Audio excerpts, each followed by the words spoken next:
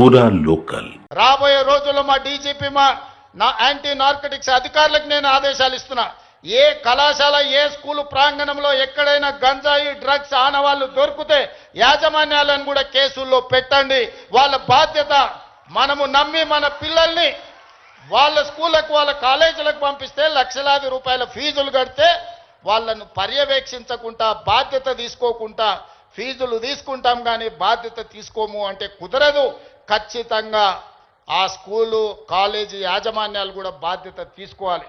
ఒక ఓరియంటేషన్ ఇవ్వండి, వాళ్ళకు ఒక అవగాహన కల్పించండి. యాజమాన్యులకు కూడా వాళ్ళ బాధ్యతలను గుర్తు చేయండి.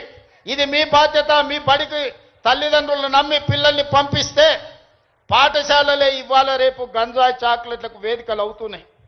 విద్యార్థులకు నేను సూచన చేస్తున్నా, మీ స్కూల్ మీ కాలేజీల ముందర ఏవైతే కిరాణా కొట్లు ఉన్నాయో కిరాణం కొట్టుల్లో చాక్లెట్లే కాదు గంజాయి చాక్లెట్లు అమ్మే సంస్కృతి స్లోగా తెలంగాణ రాష్ట్రంలో కనిపిస్తుంది.